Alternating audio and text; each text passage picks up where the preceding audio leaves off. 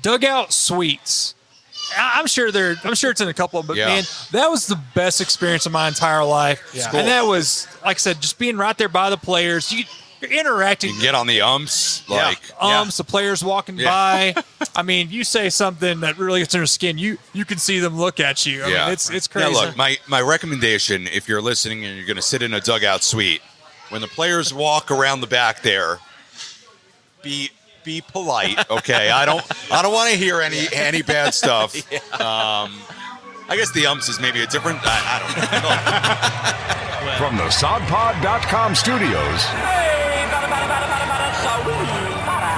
telling stories from around our little piece of Texas. Ooh, baby. This is the Doghouse Podcast with Michael, Chase, and Seth. Hello. Talking all things baseball in the Yellow City. This is episode 10 of the Doghouse Sports Talk podcast on the sodpod.com. The guys were among the first locally to break the news on social media that Fernando Tatis Jr. would be on a rehab stint in Amarillo, and following Monday night's game at Hodgetown, they participated in a press conference with Tatis. And on this episode, we have more with the voice of the Sod Poodle, Sam Levitt, from our recording session at Sharky's. We'll get started with the Tatis Jr. presser. The opening question was, were there any surprises, or what were your impressions about starting in the big league? The game is faster, and just everything I expected. The show. What's some of the information you're flowing down to these guys trying to get to the big leagues? You spent 3 years doing pretty well. What's one thing you want them to work on to make that trip? Just talking to them about consistency, never back down. This game is going to be tough on them, and just small tips that, to different players they play different games, and just trying to help each one in their own way. Fernando, what was that conversation with Welly when you got the call and knew you were coming to Amarillo? At what point did you talk to Welly, and what did that conversation look like? He called me. I didn't call him, and when he called me, he said, "Hey, I heard you coming here, and just don't be stupid like last year." I was like, "Well, I can't handle that." That's me. We're just laughing, and we just had a great time, and just a little bit of the plan what we're gonna do over here. What's the best piece of advice you've been given since you got up to the bigs? I'm here a lot. This especially getting to the big leagues. The main thing was never change. They brought you here for a reason, so keep being you and play the game the way you play it. Growing up around the big leagues, who's the biggest influences you had, or who'd you model your game after? Was it your dad or people that he played with that you knew through him? My dad was my hero all the time. He brought me to the field.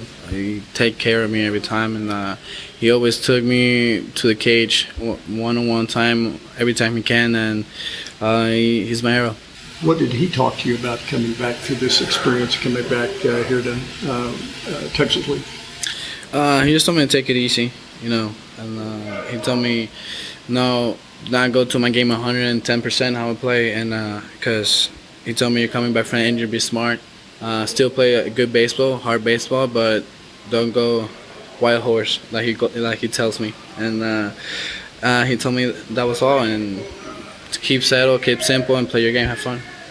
We talked about you getting advice, but tonight was the MLB draft. You obviously weren't drafted. What's the best piece of advice you could give to somebody coming into the league right now? Dreams do come true. So stay settled. Remember where you come from. Play this game hard. Never back down because this game's gonna be tough for you. And keep playing. Keep playing the way you are and make an adjustment when you need to do it. And especially when you got a major leaguer like Bobby Witt Sr., whose son, Bobby Witt Jr., got drafted number 2 by KC. And you know what it's like to be the son of a major leaguer. Mm-hmm. What kind of advice can you give a young man like that? Listen to his father. If his father was a big leaguer, it was for a reason. So listen to him, listen to his advice, and just play the game and play it with love. You and Chris Paddock, y'all spent last year together at Double-A. Y'all both make the jump this year. What's that been like, taking that journey with him? Are y'all close, or do y'all kind of do the whole position player and pitcher, kind of keep separation? But he's dealing, so it's got to make you proud that you played with him last year. Y'all both made the jump and are contributing in a big way this year. Yeah, we're close. We talk, we have fun. We had crazy fun in the dugout, especially in San Diego.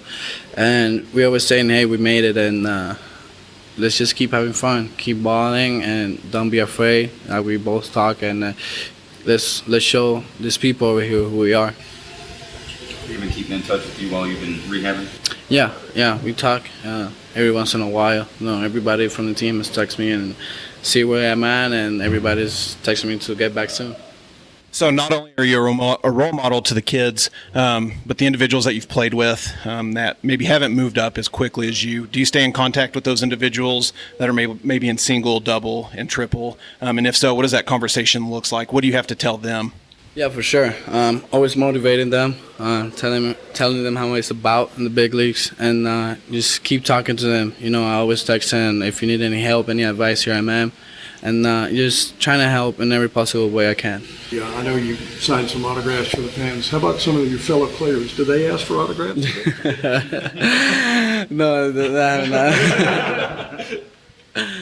What's it like to line up next to Manny Machado over there on your right? You got Hosmer you're throwing across the diamond too. Those are some studs in the big leagues for a while. What's that feel like to line up next to them?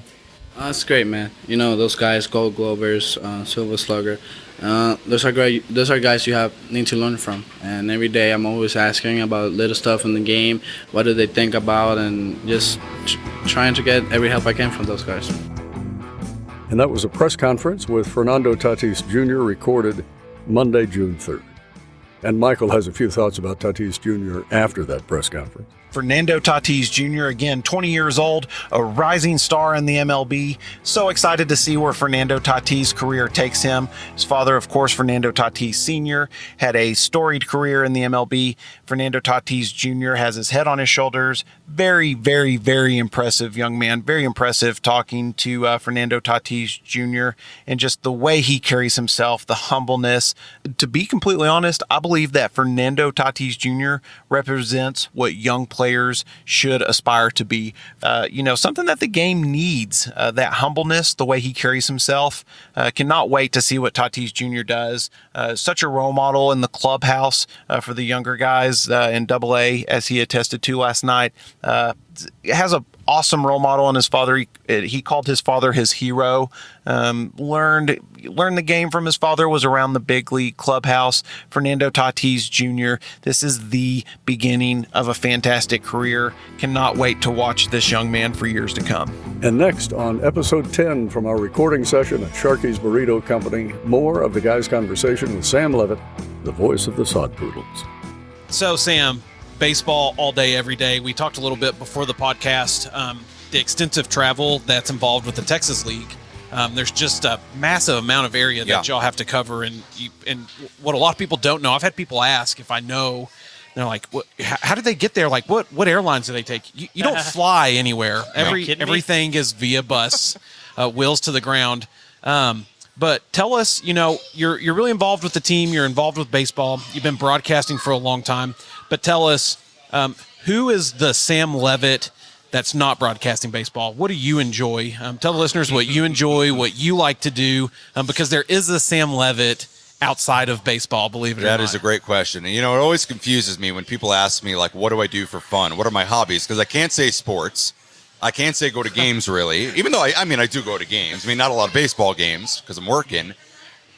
I'm going to be honest, I sort of hate this question because I never know what to say. But what do I like? I like music a lot. I like a lot of hip hop. I like Texas country now. I like Motown. I like a lot of stuff. I like going to concerts when I can. I like traveling. Yeah. I went to Australia for 3 weeks solo in January. So my new thing is each baseball off season, when I can do it, when I can schedule it into my other schedule, I would like to go on a big trip like that every year. So that's one thing I want to do, which I think will be really cool. But, to be honest with you, this time of year from, basically the time I went down to spring training through the last pitch of the year, which is hopefully to win a Texas League title, or if it isn't, but whatever happens, whatever the final Sod Poodles pitch is, to be honest with you, there's not a lot of time. You guys see it. Like I said, Monday will be our first true off day after game 46, 47. And true off day in the sense that we won't be traveling, that we won't have shown up at 10 a.m. to Hodgetown from a road trip. So, I like music. I like traveling. Normal stuff. Right. like watching YouTube videos and falling down the rabbit hole like everybody else. So, but yeah, I mean, it's funny too. I think when you broadcast baseball, it's really important that you immerse yourself in it. For sure. Because it's every day, and that's in our league, that's in the big leagues, that's what's going on in the Padres system. I think it's important that you dive in every day and you're around it. So, like I do little things, like for example, I listen to the Baseball Tonight podcast every day, so I know what happened in the big leagues the night before. Love it. I try to listen to a lot of minor league podcasts. I listen to your guys' podcast because there are things that. Well, I mean, but there are things that you guys will ask a Hudson Potts or ask a Buddy Reed that I might not think of, or and I learned something. Like, to be honest with you, you talked with Huddy the other day. I had no idea South Lake had, Carroll, I guess.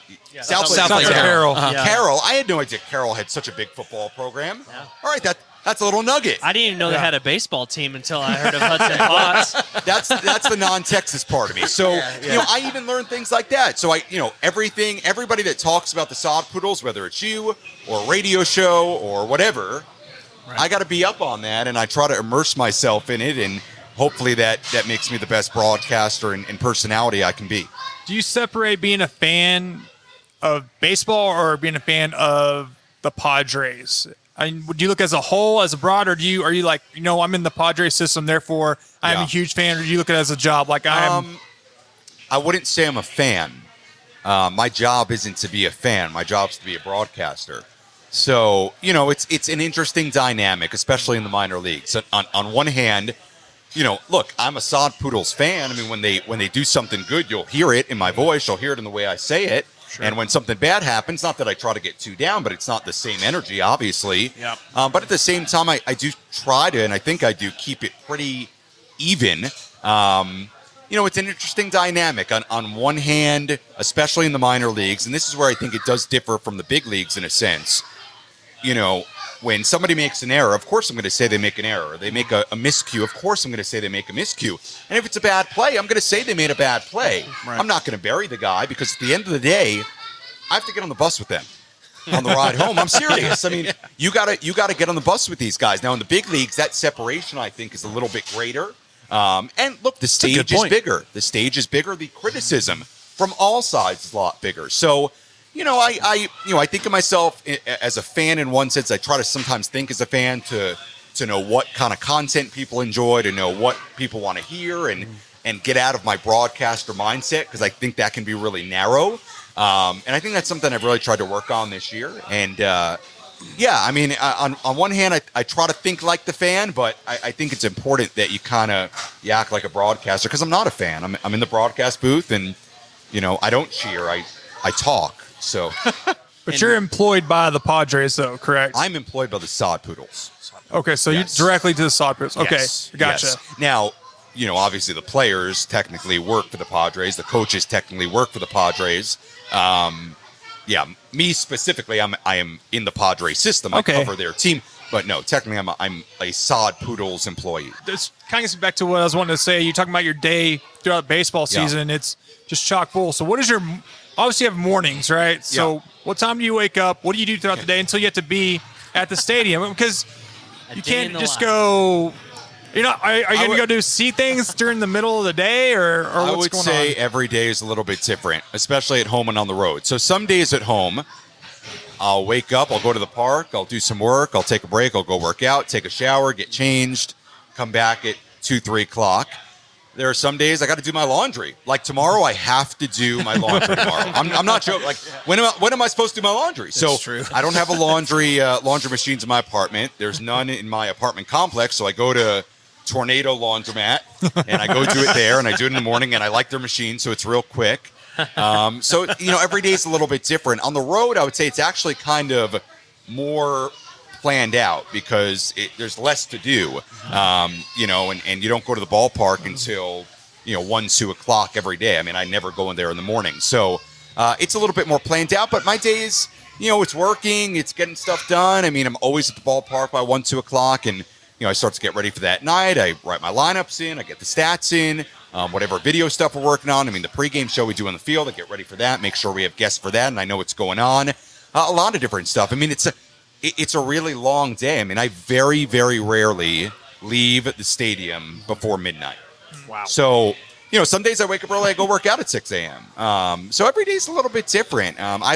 It's funny. I'm like a morning person. I like getting up early, but I never go to sleep early. So it's, you gotta find balance, I think. And I think the players are like that too. So every day's a little bit different. So during the off season, do you go back to Long Island? Do you stay in Amarillo? So every off season's been a little bit different for me. So when I was in Corpus Christi, my first off season there, I stayed there and worked from there, and I was full time at the Hooks. This past off season, I was in Chicago. I worked from there and doing all different kinds of TV and digital stuff, ESPN3, watch ESPN, basketball, football, volleyball, you name it. So that's basically my plan in the off season right now is, aside from baseball, to, keep growing on that side of things, on the TV side of things with basketball and football and college stuff, wherever it might come from. Chicago has been a good market for me because I'm familiar with it from college, and I think it's a central market, and it's been good for me. So that's where I was this past off season, and it's looking like I'm going to be there again this winter. So every year's been different. I mean, when I was in St. Louis, I was home. So that's the thing about this industry and broadcasting. As a relatively young guy, is like, it's a crazy business. I mean, I come here, I stop here for 7 months. I mean, the plan is to be back, next spring and, get a new lease in a new apartment and then bounce around and figure it out and take it literally step by step. So, in that sense, it's not all that different from the players and what they do. They're, I never shy away from saying this. I mean, this has been an amazing opportunity, and my plan is to be in Amarillo for years to come. But of course, my goal is to one day get to the big leagues, as it should be. So, that's in my first 4 or 5 years out of college. I mean, that's been, my life has been dictated by this career and where I go. I mean, a kid growing up in New York, no, I did not think I was ever going to be in Amarillo, Texas. I'll be honest with you. I didn't know where Amarillo was. Had you ever heard of it? No, yeah, I mean, not until I got to Texas, really. So, Yeah. I mean, it's been great being here, and I've super enjoyed it, but it's been a super interesting journey, and you got to be able to kind of roll with things as they come. But one of the things we like to do on this podcast is really promote Amarillo. Yeah. Because we do love, when we moved back here, we talked about how much we like it. There's a lot of stuff to do. So since you moved here, what are some of the things that you experienced? What are things you want to experience here in Amarillo? I've really enjoyed it. It's a nice little town. It really is. Like downtown Amarillo, my only other experience with small town in Texas is Corpus Christi. And downtown Amarillo has way more going on than downtown Corpus Christi. I mean, the development down there, all the bars and restaurants on Polk Street, the places to eat, like, Napoli's. I went there the other day. It was great. Delicious. It's awesome. It's a small, cozy town. And obviously now it has the ballpark, which I think is, you guys know better than I do. I mean, being from around here and living here for a long time, you guys get it. I mean, I think it's a game changer in that area. But it's been a lot of fun. I mean, I've enjoyed going down the canyon a couple of times. I've enjoyed trying new places and, trying out some of the different restaurants and bars and stuff like that. I mean, it's been a really great experience and a nice little town with friendly people. And for me personally, I mean, this has been the most unique and in a way exciting experience of my early career, to come to a new place with a new team where there's a ton of excitement. And to be honest with you, I mean, you guys are a great example. Like, we're sitting in Sharky's doing a podcast about a minor league baseball team. Let me tell you, this is not happening in other minor league cities. It's not. Okay? I don't know that there's any other fan-produced podcast about one team in particular in a system, like in the hometown of the team. You know what I mean? So this stuff isn't happening everywhere. So for me, that's made it a super cool and unique experience. And there's more people listening and watching, the stuff I do and the stuff we put out in our broadcast, and then I would bet most other minor league teams in the country, and that's pretty cool for me. Yeah, I love promoting Amarillo, doing what we do here in Amarillo, but I also love the feedback that we're getting from the whole farm system. We've got folks in San Diego that tune into the podcast, that follow us on social media. They've coined you the Prince of the Panhandle. I'm sure you're well aware. That was who came up with that? Who's that? Well, now that I think about it, so the first person who said that was Michael Coffin, who's the voice of the Corpus Christi Hooks, who I worked with for 2 years. He said that, but then somehow it got to Twitter. And I think maybe he tweeted it, but now, yeah, you're right. Everything gets back to Twitter. Now I got Padres people tweeting it at me. So I don't know. I can't decide whether I want that to stick or not. Like on one hand, I kind of love it, and on the other hand, I'm like, oh, I don't. Follow us on all social media outlets. We're at The Sod Pod. The Sod Pod. Find us on Twitter, Instagram, and Facebook. The Sod Pod. This is the Doghouse on thesodpod.com. Yeah, I mean, I'm the only person that rides on the bus that's not a coach or a player. Yeah. So, and I look, that's an honor for me.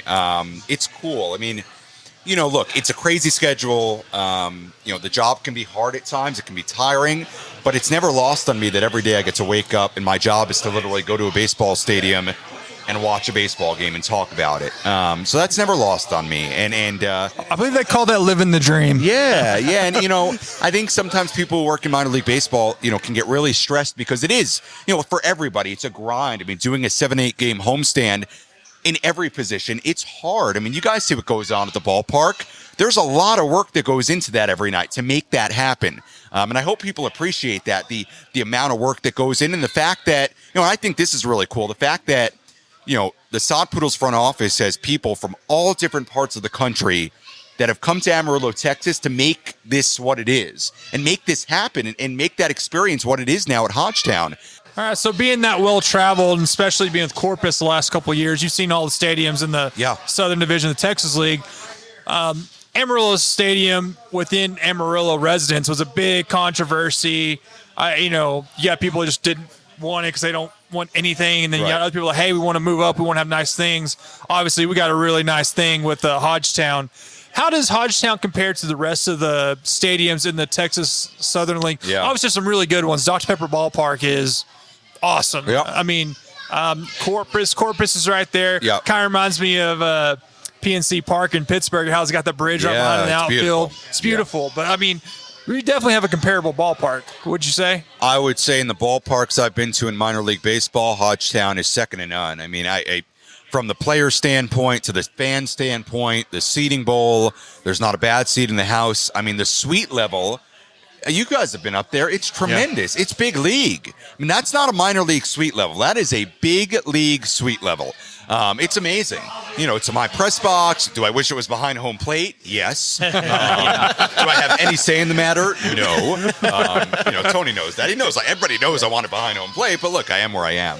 I didn't build it. It is what it is. Hey, look, I've said it before. I've said it on air. During games. I mean, look, it can make it a little challenging, that angle sometimes. That balls hit in certain spots of the field, and I'm still getting used to it game by game. So, but. Look, I will never complain about it. It is what it is. We got a beautiful press box. My radio booth is way too big, so I'm not going to complain about it. But back to the question. I mean, it's second to none. Look, I think it's Frisco Stadium's beautiful. Whataburger Field I'll always have a soft spot for because I loved it there, and it's a beautiful ballpark, and it's on the water. And I think right there on the Corpus Christi Bay. Yeah, it's beautiful, and every stadium's a little bit different. Like Frisco Stadium is much larger. I mean, it's kind of a different world than this one. It's a much bigger market, and it's a much bigger physically by seats and by the piece of land it's on. Yeah. It's a much bigger stadium. As far as Hodgetown, the seats, the fan experience, and for the players too. I mean, the clubhouses, I know maybe you guys haven't been down there. The clubhouses are unbelievable. Yeah. The training rooms are unbelievable. The coaches' offices are unbelievable for the visiting players, too. I mean, that stuff is second to none. It really is. So it's second to none of every park I've seen. Of course, it's a little bit different in some ways. Every park's a little bit different, and every park has nice things about it. But I think Hodgetown and what they did with it, it couldn't have gone any better. I mean, it's a beautiful stadium. They did such a nice job. And look, I wasn't, obviously I wasn't here and I wasn't hired yet, when they were coming up with the plans and they were talking about building the stadium. So, I don't speak to any of that because I don't know it. I'm not from here, number one. And number two, I wasn't here for it. But I think you guys would agree that anybody who didn't think it was going to be really amazing has come into that ballpark and they're like, wow, this is beyond expectations of what it was going to be. And, it was funny when I got here and the stadium wasn't done yet and I was doing a lot of interviews and talking to a lot of people for the first time, I felt like some people almost didn't realize how big this was going to be. they had the idea, and nothing against independent baseball. I worked in independent baseball for 3 years. Nothing against the Dillas or anything like that, but this was going to be different. And I think, people coming now, they see that, And it speaks for itself because the Amarillo Sod Poodles were the first Texas League team to have over 100,000 in attendance. Absolutely. So not only did that word spread, but that word spread quick. Hodgetown's a little bit different in the sense it's not as big of a property, but I like that because I feel like it's getting the people in their seats and really locked into the game. Yes, which I like. That's what you're there for, by the way. I like that. I mean, I think that's a great design. Like, it's really nice. It's cool. That's all for episode 10. We'll have more from Sharkies with Sam Levitt in the next episode. SodPod.com Studios. Telling stories from around our little piece of Texas.